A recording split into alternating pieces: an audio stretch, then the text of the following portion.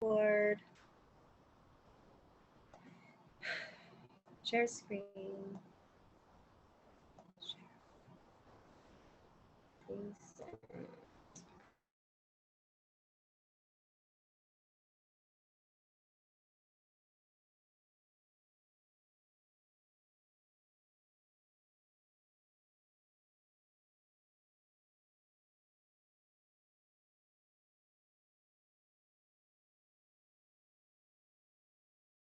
Back, we are going to have these conversations once a week, and that way we can also share whatever we've learned and um, hopefully connect to some survivors and people that need to have the information. So my name is Karen Gonzalez, and I am the founder of Helping Hands Resource Center, an organization that helps victims and survivors with the basic necessities needed to rebuild their lives after domestic violence. And I have my friend, best friend, partner in crime, partner in life, and my fiance, Andres. Hello, everyone. I'm glad to join you guys today and be a part of this. And I look forward to um, the Purple event. So we're gonna have our first conversation, right? So welcome. And really quick, right? Helping Hands Resource Center, our mission is the mission of Helping Hands Resource Center is to provide those affected by trauma and violence with the basic necessities needed to move forward and rebuild their lives. So our main vision is to educate and empower communities and therefore develop a community aware of the effects of trauma and violence. Through awareness and education, we seek to heal trauma and end violence. So we started our organization in 2013, but this is our first year that we're having a conversation beyond our event that we're calling the Purple event. This is actually going to be our 8th event that we've done. And it's again to bring awareness to our community. And as I said earlier, right, October is Domestic Violence Awareness Month, and all of us can help support how to end violence, right, by having these conversations, by talking about things that maybe are not comfortable, especially in our communities. You know, we're both Hispanics, and I know that in our communities, violence is something that is approved of, and then it's confused also within the parenting. So when parents, right, are violent towards their children, then they are also creating that cycle of violence that when that child grows up, they're going to continue that cycle. So today we're going to learn a little bit about what is domestic violence, how to recognize the power and control wheel and that cycle of violence.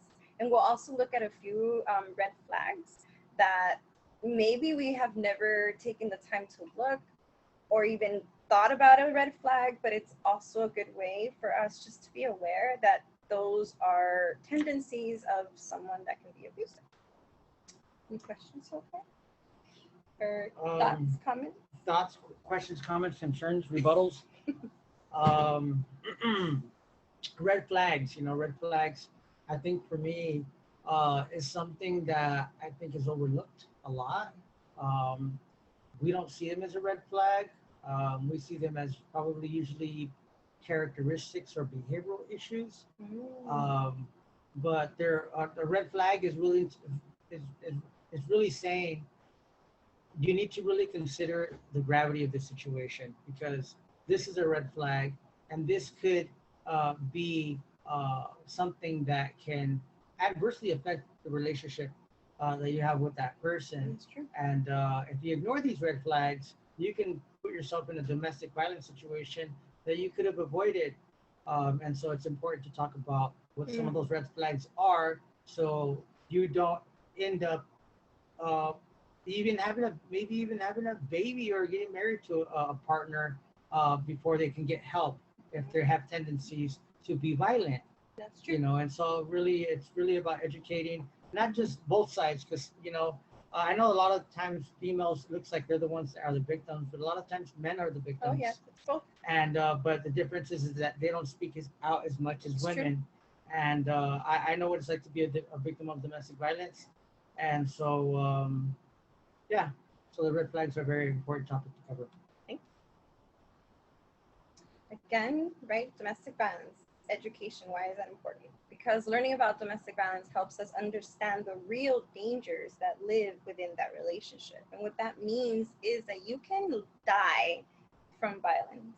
You can actually lose your life and whoever is around you, because that's how fast someone can lose their cool and their control that has these abusive tendencies.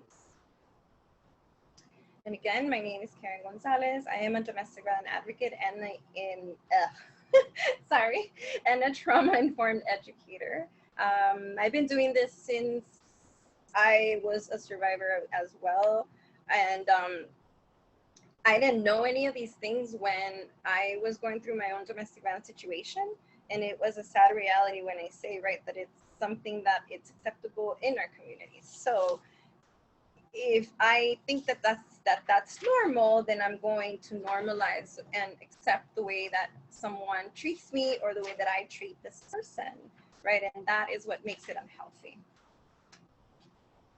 Real quick, we don't really have to do this because it's not like we're doing a big group, but this is just a little preview of some of the agreements that we do with our survivors. We do have weekly support groups that we started since COVID.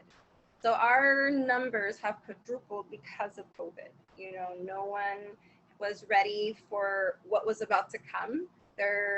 All the resources have been exhausted because of funding. You know, us on the front line of it are feeling the pressure of just the constant phone calls and emails and texts and, you know, through Facebook and social media, people in just desperation and not know what to do or where to turn. And so that's the reason why I felt, you know, one way for me to give back, not just to my community, but, you know, to those that are going through those things that I went through, was for me, you know, to open up this safe space for us to have these conversations and also have these groups.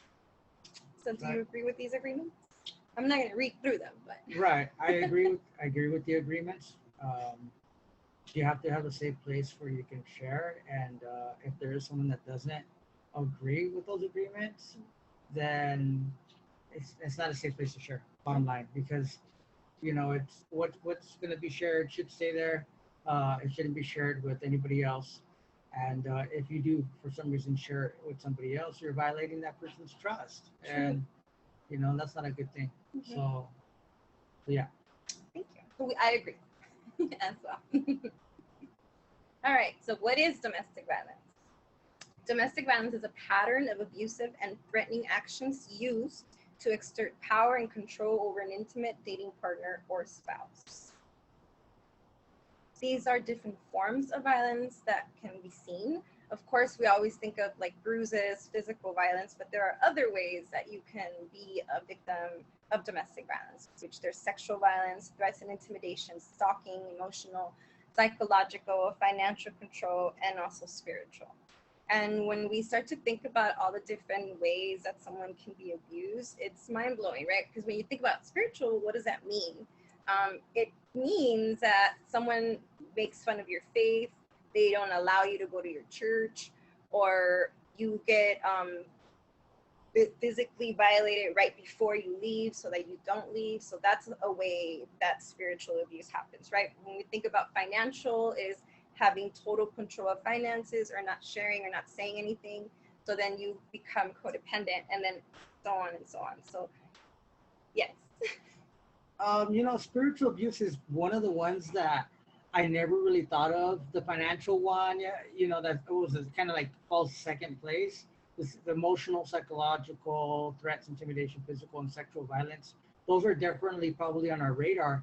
But spiritual abuse and financial control, those are the ones that kind of like not escape our radar a little bit when it comes to domestic violence. Mm-hmm. And in financial control, you know, the other person, you know, has total control of the finances, and you can't escape their domestic violence cycle. True. That's that one.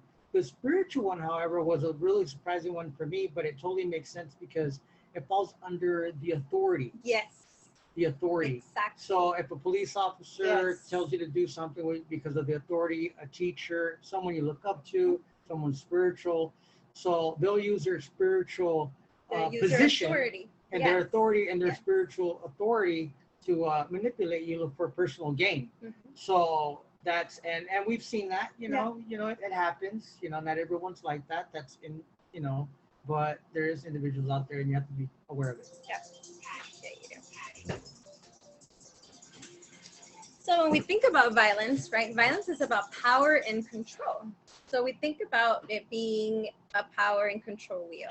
And these are just some of the things that a aggressor, abuser uses. So for example, using coercion and threats, right? So like making or carrying threats out to do something to hurt you or someone else, like commit suicide, report things that are not true, false allegations, using intimidation, right? Like making him or her afraid by giving looks, actions, gestures, smashing things, destroying things, your property, his property, abusing pets, and displaying weapons.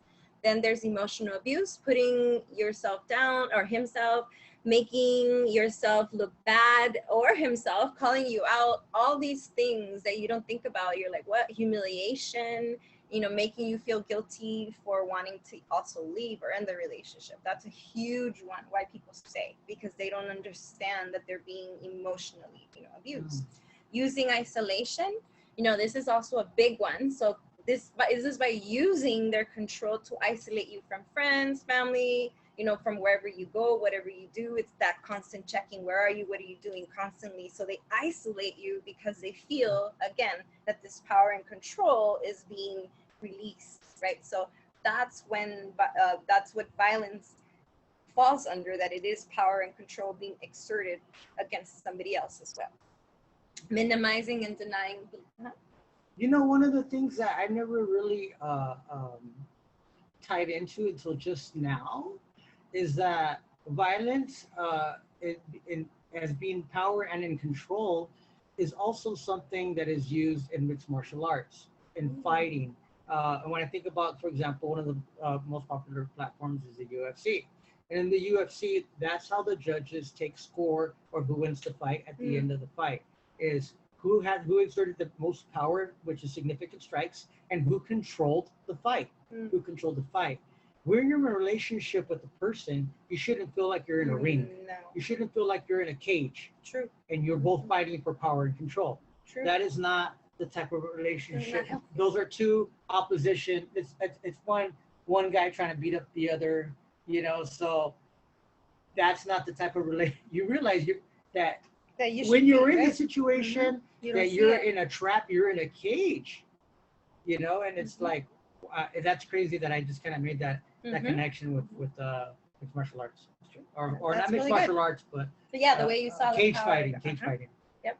Or minimizing and denying, blaming. So like making light of the abuse, saying, oh, no big deal, it didn't really happen how you remember, it's not that serious. Shifting responsibility, shifting blame, not accepting the behavior, right? Another one, the big one, is using children. So making you feel guilty about the children, using the children to rely messages, using visitation to harass you, threatening to take your children away, right? That's a big one. And when you have children with the abuser, obviously, you're gonna kind of give in, but in reality, you're teaching children that that's normal, that type of dynamic is normal in a relationship, right? So it's really important for us to see. Another one is using male privileges. We don't think that, but yeah, there is that too, which is what? Treating that person like a servant, making all the big decisions, like not saying anything to you, not accounting that you have a need or anything, because they're the ones that have the whole, financial gain, master of the castle type of thinking, being the one to define the men and the women's roles. So there is no equality, always shifted to one side. Okay? There's an imbalance in the relationship. Yeah. And then the big one that we were just talking about, using economical abuse, right? So that's like preventing you from keeping your job, causing problems in your job, asking for money constantly, giving you an allowance, taking your money away, not letting you know how to have access to the money, to the family's income. Making financial decisions on their own. Yes, exactly. That's all power and control. And then when we understand, what is a cycle, right? A cycle is something that goes round and round and round and round and round. And these are 3 stages of this cycle that does not end. So for example, first you have the tension building where the victim responds and they're attempting to calm the batterer. They're nurturing, silent, or talkative. They stay away from friends, agrees to keep children quiet, tries to reason, generally feeling like they're walking on eggshells, right? And then the batterer is often moody, nitpicking, withdrawing, affecting, put downs, yelling, drinking drugs, threats, destroys property, criticizes, sulks, and or crazy making, like saying you're just crazy. You're just something wrong with you. Gaslighting. Gaslighting, exactly. Then the acute explosion happens, right? Where the victim protects self in any way they can. Police is called by themselves or neighbors or children, tries to calm the batterer, tries to reason, fights back, leaves, right? Then the batterer does what? The choking, it's actually not choking. It's called strangulation, hitting, humiliating, imprisonment, rape, use of weapons, beating, verbal abuse, and then destroying property. And then we go to the most confusing one, which is called the honeymoon stage. And what is a honeymoon and what does it sound like? It sounds like someone's on a vacation Yes. and having a good old-fashioned time and enjoying each other's company and eating comfort foods and going to see shows, so on and right. Going out on the having town, a great time. having a great time. So the victim's response is agrees to stay, returns or takes the batterers back, attempts to stop legal proceeding, right? Because that happens. Sets up counseling appointments for batterer, and then feels happy or hopeful. And then the batterer begs for forgiveness, promises to get help, sends flowers or presents. I'll never do it again. Wants to make love, declares love, cries, enlists family support. And so the reason that we say, the cycle is because this only ends one of 3 ways. Okay. 1, you're arrested because, as we see, police was called, and now you are the one that goes to jail. 2, your children are removed if you have children. So now you're forced to leave, right? Not just arrest, but because of that. Or you've lost your life, so then you're not even part of this world now because you've lost your life due to domestic violence, or you leave on your own. Or at minimum, you go to the hospital or conceal or try to conceal your wounds. No, but I'm saying, but the only way that this is going to end is one of those 3 ways. You leave on your own, you're dead, or you're arrested. Oh. This cycle doesn't end ever. Which way are you leaving? Exactly. So you may have a choice in which way you would like to leave. But either way, you're going to leave somewhere. Yeah. In the end. And the reason, I am big on educating is because a few years ago, I did go through strangulation where I almost lost my life. And not understanding the severity of that violence and then the aftermath, which was the trauma that not just me, but my family had to go through, was overwhelming. And not having no one to walk me through it or even to help me understand, to normalize it. That's how the organization was formed. To try and help families understand that this is not normal and we deserve better, right? Because love is about honor and respect. It's not about this dysfunction. Speaking about honeymoon, it is confusing. Like you said, it is confusing, but it makes total sense because there's basically this up and down. Yes. And there's these 3 locations, right? And so the honeymoon stage is I'm going to be on my base behavior. You're back to square one with me being fake again. You're right. Because what happens in the very beginning of the relationship, people are not really themselves, right? They drop their guard after a while, and then you begin to see who they really are. In this particular case, you begin to see how really violent they are. Yeah. And then they go back to that. So unless the person doesn't get help, there shouldn't be no honeymoon. There's just a commitment. There should be no. We're just saying, right, that's just part of a cycle. You can't move into. We call it honeymoon because the real honeymoon. No. It's not even a honeymoon. No, but it's called that because in that moment, the abuser pretends that they're going to do certain things, so it feels like there's hope again. Right. But then again, it goes right back to the tension building, the explosion again, and then round and round. So that's what I mean by cycle. Right. So then when we look about red flags, right? What are red flags? So like we saw, domestic violence encompass a spectrum of behaviors that abusers use to control their victims.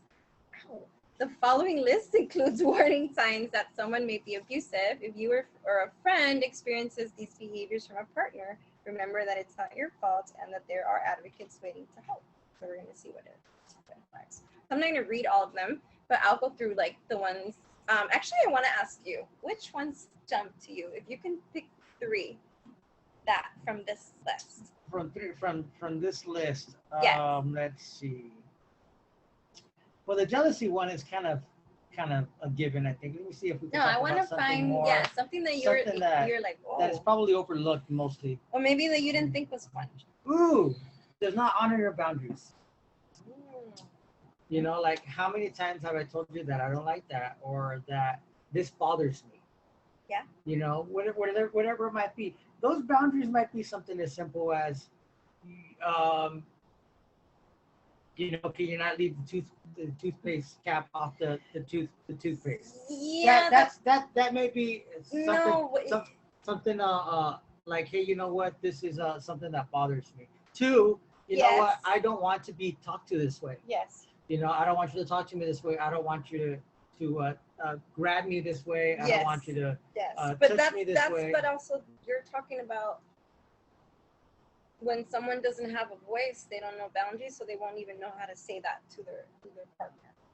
Does that make sense? They don't know how to set the boundaries. Yes. They don't know how. They don't even understand that they need to set. So how can you honor a boundary that is not set? Exactly, because it doesn't exist. Right? What about another one? That's a really good one. Wants to move too quickly in the relationship. Yeah, that's definitely a big red flag. It's the honey. You start off in the honeymoon stage, I guess, and you don't see all those. You don't see until tension begins to build up. But that's in all relationships. Right, that is in all relationships. But I do understand the quick, of course. Right. Yeah. That is in all relationships. But quickly getting into a relationship, what's happening is that you're not giving the relationship enough time to develop organically, and you can run into problems. You can make decisions. For example, you've met this guy, you've been with this person for about 6 months, and you're having a baby with him, and surprise, he's very violent to you, or she's very violent, and you know, and she could even miscarry the baby. Sure. So you don't you want to give the relationship time before you get things get too serious. You can't ignore the red flags.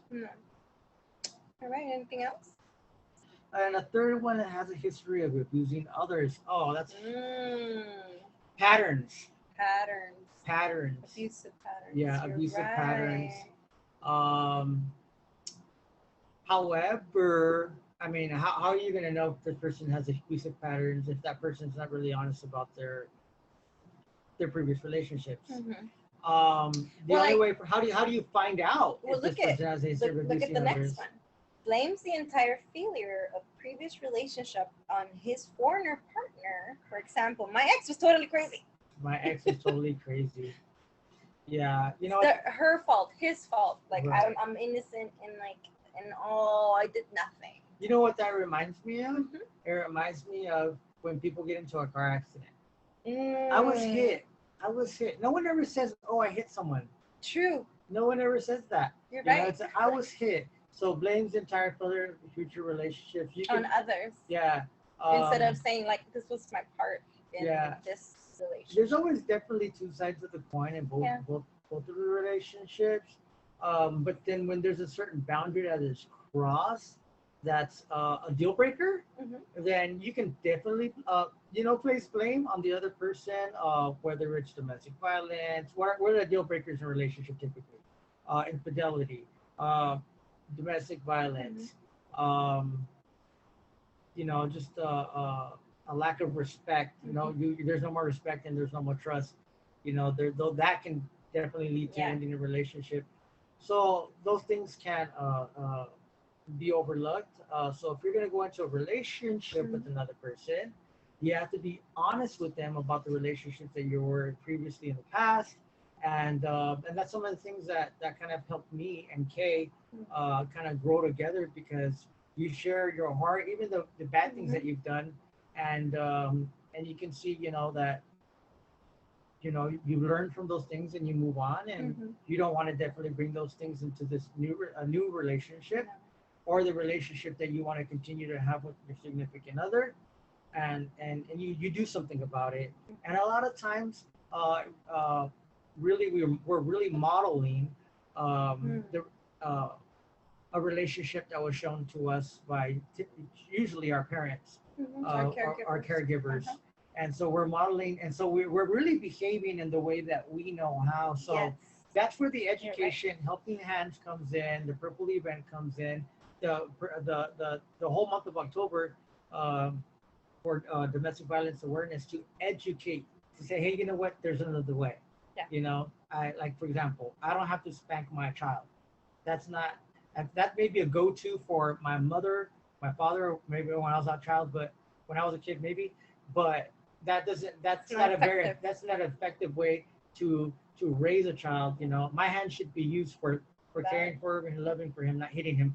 Because we're perpetuating more violence. Yes, exactly. You're teaching violence. Right. So they get into a relationship, you know, and so they're used to this type of violence. So it's a cycle. Yes. You know, that needs to be broken, and that's pretty much why we're doing what we do. Yep. Yeah. So nice. All right. So of course, abuse is never the fault of the victim, and it can be hard for many reasons, including safety to end the relationship. If you experience these red flags, you can confide in a friend or reach out for support from a domestic violence advocate. If you believe a friend or a relative is being abused, offer your non-judgmental support and help. And then here's our National Domestic Violence Hotline, which is, I'm always promoting it. I don't work for them. And honestly, I don't need to know that their information saves lives. And that's the reason why I share it, because I know that there's hope, that there's another way, that if you are trying to leave an abusive relationship, you know, just keep being persistent and keep calling, that they will connect you to a safe place, even if it takes a little bit longer. But there is a way out. Like, you don't have to stay in like that abusive place, right? So real quick, what came up for you during the presentation? What was the highlight, if you will? Sure. Just my takeaway. Yes. My takeaway. My why. Your why. My why.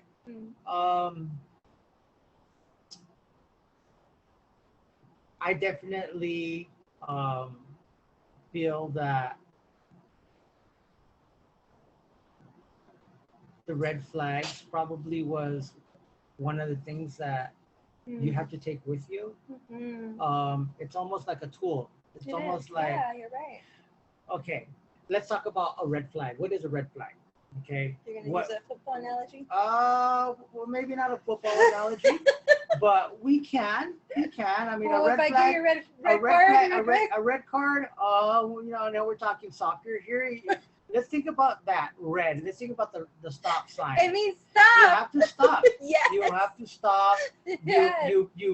You know how they say in Spanish, te pasaste. You you've crossed the line. You've crossed the boundary. You're right. You've crossed the boundary, which is within the rules of the game or the agreement you have in this relationship. You've crossed it. Yeah. That's a red flag. So we're not just going to play the game and pretend it didn't happen. We might even have to be ejected from the game for it. So that's definitely one of the big takeaways for me. The sports analogy, I guess you can say, because that's the red flag. Another thing that red flag is you have to look out for it. You know, you see the red flag, you have to pay attention to the red flag. A lot of guys, people, they put red flags at the end of their construction material that's hanging out the back of their truck. they put a red flag. You're right. That is To the stay law. safe. That is the law, actually, to put a red Wow. flag. If anything's exceeding past your trunk more than 3 feet, you have to put a red flag so another person doesn't get hurt. In this particular case, the Wow. car that is behind you can go into, if it's really long, it can go into. So there's also a limitation how long it could be. Wow. So That's very so important. nobody else gets hurt. So really the red flag is so someone doesn't get hurt. You see the red flag, you You share it. you need to address the red flag or avoid the red Yeah. flag. In some cases, you see this person has a lot of red flags in their life. We can't be in this relationship. We can just be friends until you work on some things. And it's okay. You're gonna hurt. Especially if you're really into this person. Yeah. You're really into this person, but you need to take a step back because you realize where this is gonna go. Especially if that person has patterns of behavior, patterns of violence. You definitely want to address it. I know you can become very understandable. If you grew up in a violent home, you end up having a violent partner, so it seems normal. And so it could be easy for you to say, well, I understand because I grew up with this, right? But you have to understand that you're worth more than that. You're worth more than that. You deserve to be treated with respect. You're created in the image of God, and you need to be treated like that way in that fashion. And so if that person doesn't understand that, then there definitely needs to be a break in the relationship, or to seek help in the relationship to address those issues. They can't be ignored. No. Because what ends up happening is it's not just me and you against the world. It's not. No. There's children involved. There's family members involved. There's people, There's neighbors that are involved. Community that a lot, it. The police it affects everyone. are involved. As a matter of fact, violence has risen since COVID-19. Violence has risen in Los Angeles County historically. From what recently, there's 2 deaths in the San Fernando Valley alone every night. 2 deaths every night, homicides every night. And now that domestic violence calls have quadrupled, the police are dealing with that. So they're coming into dealing with dangerous situations. And so we definitely have to. It's not just me and you. Exactly. It affects the whole entire community and the next generation and the next generation. So we have to recognize it and get some help and get some education on how we can do things differently. Because we don't have to fix things with our fists. No. Or even our words. Or with our words. No. Or with any other manipulative, abusive patterns that we can, develop. We need to try a different way. Yes. And then the second question, are you able to recognize abuse based on the presentation that I just shared with you? The cycle of violence wheel is very helpful to definitely recognize it. Like I said before, it could be easily unrecognizable if it happens to be normal in your family. Yes. So very true. Yeah. So you definitely have. For me, I definitely could recognize abuse. When you're being abused, right? When you're being abused, to an extent, depending on the person, what environment they grew up in. When others are being abused, facial expressions, the sounds that they make, the withdrawal, neglect. There's all kinds of signs that say, hey, you know what? I'm being abused. I'm not being taken care of. I mean, if you're being abused, you're not being taken care of. Bottom line, you're not. There is. I'm not going to treat you like a princess and then also treat you like dirt. That doesn't make sense. That just makes no sense, right? Yeah. So it's got to be consistent. Hey, you know what? We need to continue doing the things that we did before in the beginning of the relationship that were healthy for this relationship, and let's not develop bad habits in the relationship that will see this relationship go into a place where we're aggravated and angry towards one another, which leads to domestic violence. I mean, you're gonna get angry, you're gonna offend, and you're going to be hurt sometimes. We're human, you know. For whatever. There's no need but for there's that. there's no need. Yeah, there's definitely no need to assault your other partner as a response to your anger or discomfort or whatever the case may be, unless of course you're need to defend your life. And but why be in this relationship if I have to put myself in that situation? It's true. It's not a safe. Yeah, why am I going to do that? So yeah, so So it that's was definitely helpful. oh yeah, definitely helpful. I'm glad. So we are getting close to our closing, right? Which is, again, I say, right, domestic violence can end your life. Help is available. And here's again the National Domestic Violence Hotline, which is 800-799-7233. You know, if you need help or even to ask a question, you know, they're 24 hours, 7 days a week, and it's totally confidential and free. So please reach out if you feel like you need help.